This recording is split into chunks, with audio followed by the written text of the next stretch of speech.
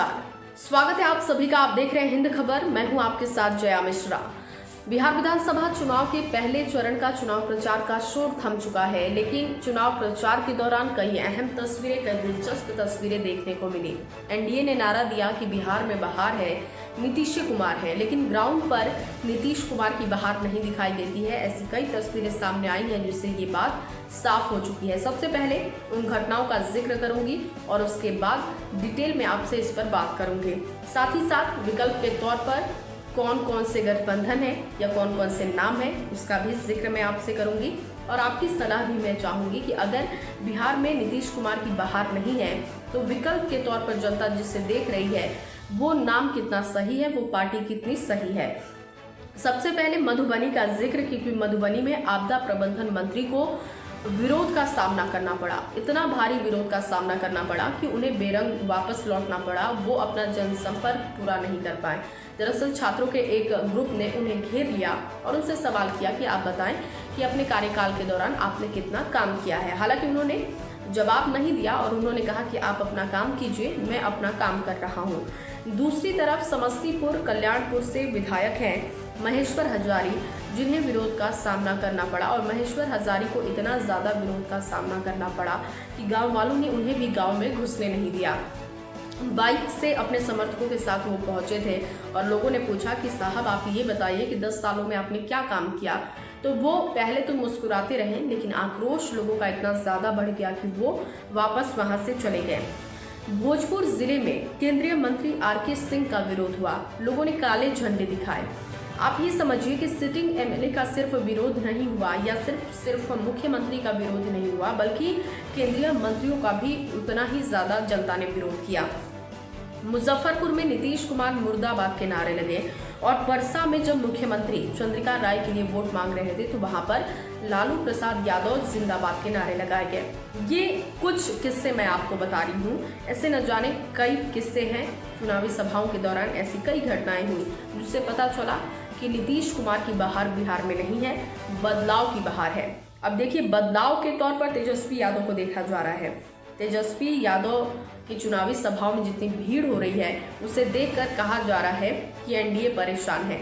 वो एक अलग बात है कि एनडीए परेशान है, लेकिन एनडीए को परेशान भीड़ को देखकर नहीं, बल्कि इस बात से परेशान होना चाहिए कि आप 15 साल कार्यकाल में रहें, आप 15 साल सरकार में रहें, बावजूद इसके आपका इतना ज़्यादा विरोध हो रहा है। बेरोजगारी का मुद्दा सबसे ज़्यादा उठाया गया। बेरोजगारी के मुद्दे पर जनता जवाब मांग रही है। जनता ये पूछ रही है कि आप बताएं कि आखिर आपने बेरोजगारी के लिए कितना काम किया, क्योंकि बिहार में बेरोजगारी सबसे बड़ा मुद्दा इन दिनों बना हुआ है और विपक्ष जो इस वक्त सबसे ज़्यादा इस मुद्दे को भुना रहा है उसका कहना है कि वो 10 लाख रोजगार लेकर आएंगे अपनी सरकार में। उन्होंने उसका ब्लूप्रिंट भी तैयार किया है और उन्होंने बताया, हालांकि उस वादे पर लोग भरोसा भी कर रहे हैं। ग्राउंड पर कुमार की बहार नहीं है, इस बात को खुद नीतीश कुमार समझ चुके हैं। विकल्प के तौर पर तेजस्वी यादव को लोग देख रहे हैं, लेकिन एक साइलेंट वोटर जो अपना खेल करेगा, ओपिनियन पोल का ये मानना है। हालांकि ज़्यादातर जो ओपिनियन पोल हैं, या मैं यूँ कहूँ कि जितने भी अब तक ओपिनियन पोल आए हैं, वो ये बता रहे हैं कि तेजस्वी यादव की लोकप्रियता बढ़ी है।